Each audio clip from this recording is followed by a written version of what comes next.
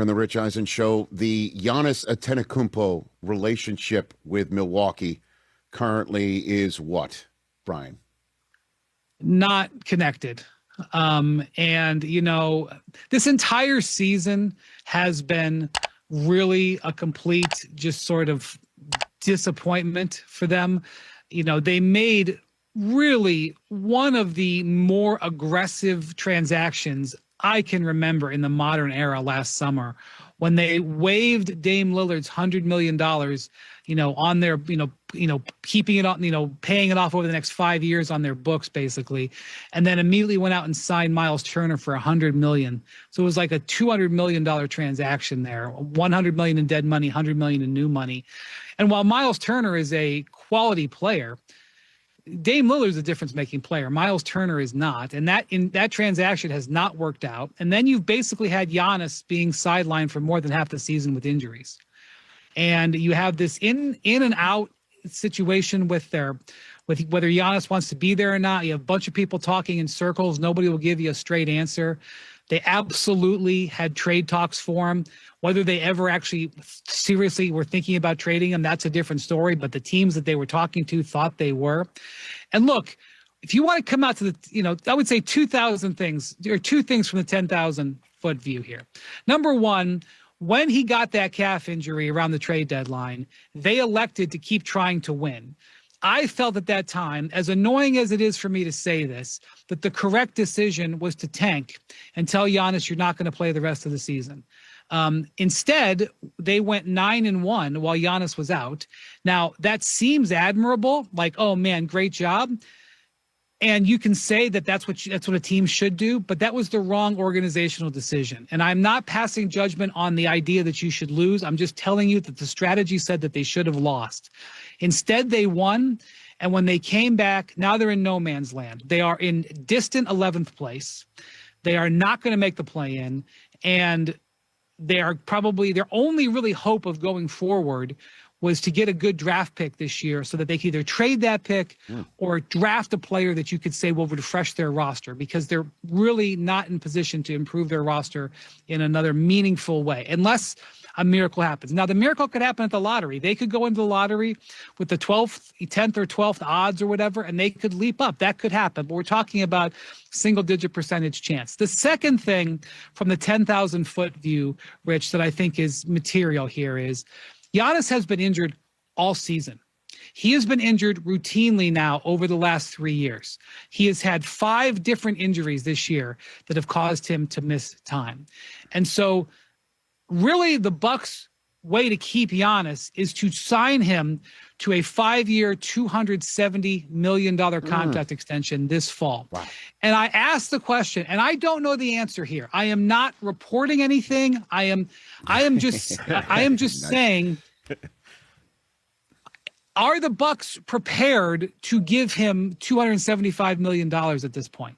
Maybe the answer is still absolutely, and he signs it and he doesn't get traded. But not only have you not traded him and you sort of have a lost season here, how do you feel about his health now that he's in his 30s going forward?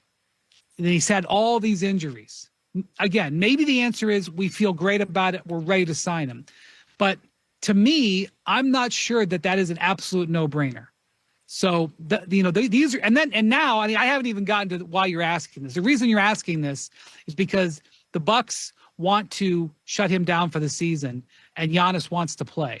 And I would just say to you, this just sort of follows the disconnected thinking. The Bucks should have shut him down for the season when they decided not to trade him in February, because he'd already had 4 injuries on the season. And the best thing for the organization was to lose.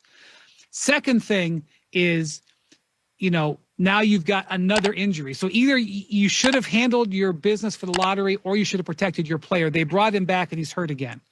So just in general, an absolutely complete disillusioning, disappointing season in Milwaukee, where Giannis and the Bucks have never seemed like they're acting in concert. Well, I guess just to sound this out with you, Brian, maybe the Bucks need to, even without a high sign from Giannis, kick a tire on who else in the association would be interested in giving him that 5-year, massive contract, although I'm imagining based on just the basic knowledge of the rules here, they would be the only one to enrich him in the manner in which you're talking. No, he can be traded and signed it elsewhere. Okay, so then you could figure that who would be willing to do that. I'm sure there are teams who would be willing to do it. I'm just questioning now whether or not that's something the Bucks are absolutely positively ready to do. They may be. The guys unfortunately had a lot of injuries the last couple of years. Well, I'm just saying that would be the first part of the due diligence of their process, and kind of crossing streams between sports here.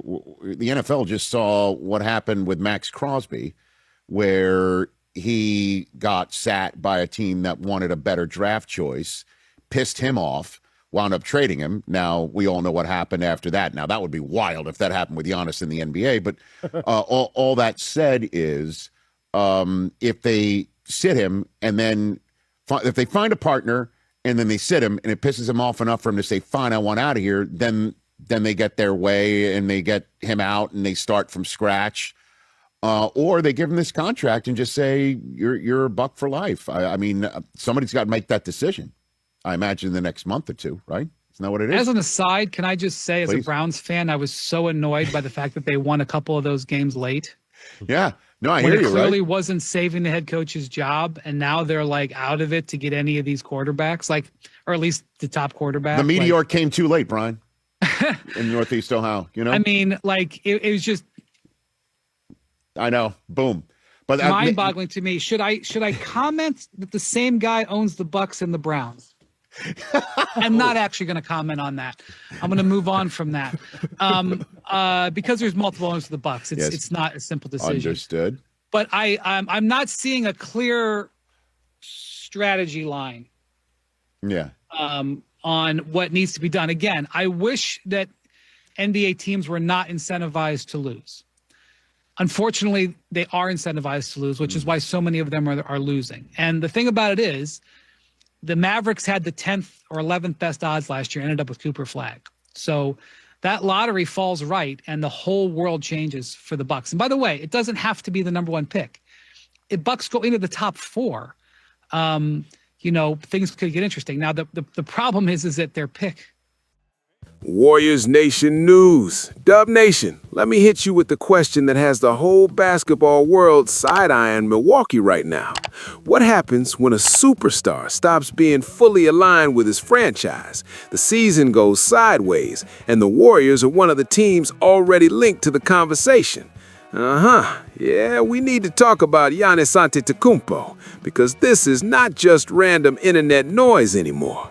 ESPN reported in January that Milwaukee had started listening to offers for Giannis, that Giannis was ready for a new home, and that the Warriors were among the teams making aggressive offers ahead of the trade deadline. ESPN also followed that up by saying this situation is not over by any means heading into the offseason. Yeah, that is why Dub Nation should be paying very close attention right now. Now, let's keep it real, because real fans do not confuse rumor with fact. Giannis to Golden State is not done, not confirmed, not locked, not anything like that. But what is real is this. Golden State has already been named in serious Giannis trade discussions, and when a franchise like the Warriors is even in that room, it tells you the league still views this team as a destination with gravity. This is still Stephen Curry's franchise. This is still Steve Kerr on the bench. This is still an organization that thinks big. And we just saw proof of that when the Warriors officially acquired Kristaps Porzingis from Atlanta on February 5th, a move the team announced itself. That was not a small tweak. That was a front office saying we are still trying to raise the ceiling. And here's where it gets spicy, because the Giannis story is messy. On one hand, ESPN reported that Giannis said he would never publicly demand a trade because that is not in his nature. On the other hand, ESPN also reported that he was ready to move on and that Milwaukee was engaging with teams on possible deals.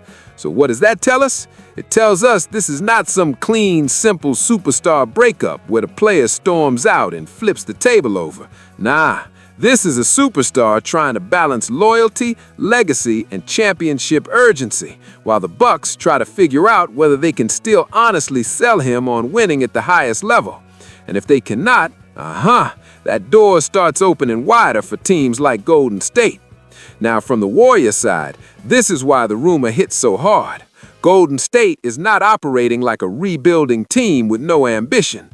The Warriors said on March 11th that Stephen Curry had missed the last 15 games because of patellofemoral pain syndrome and bone bruising in his right knee, which means this team has been fighting through a rough stretch without its biggest engine. And still, the front office has been active, the roster has been reshaped, and the organization is clearly trying to stay dangerous instead of punting on the season.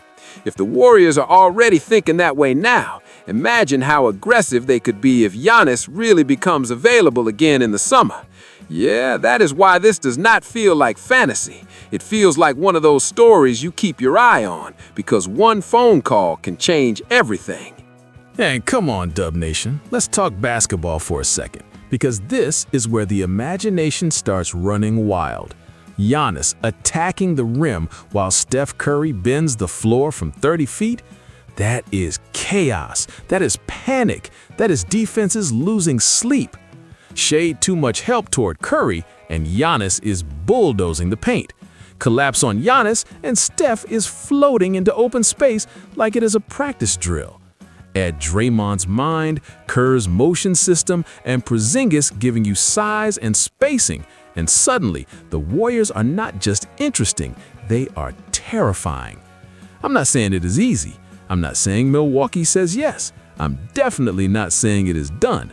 But as a Warriors fan, you absolutely want your franchise in that conversation every single time. That is what serious organizations do when a generational player might hit the market. And the best part for Dub Nation? Even the rumor itself says something positive about Golden State. It says the Warriors are still relevant in superstar chess, still viewed as a place where a title dream could mean something, still bold enough to swing. And that matters, because some teams spend years begging to be included in these conversations. The Warriors are already there. That is a position of power even before anything happens. So here's where I land on it. Favorable to the Warriors all the way. Not because Giannis is definitely coming, but because the Warriors being connected to this level of rumor tells you this franchise is still alive, still ambitious, still hunting, still thinking like a contender. And if the Bucks really cannot fix this situation, Golden State should absolutely make the call again. No fear, no hesitation, no fake modesty. Go see if the door is open. Because chances to pair Steph Curry with Giannis Antetokounmpo do not come around often, and if there is even a small crack there, yeah, you push on it. Now I want to hear from you, Dub Nation. If Giannis truly becomes available this offseason, should the Warriors go all in to get him, or should they keep building around Steph, Draymond, Porzingis, and the current core? Drop your take in the comments, smash that like button, subscribe to Warriors Nation News, and stay locked in, because if this story heats up again, we are talking about it right here.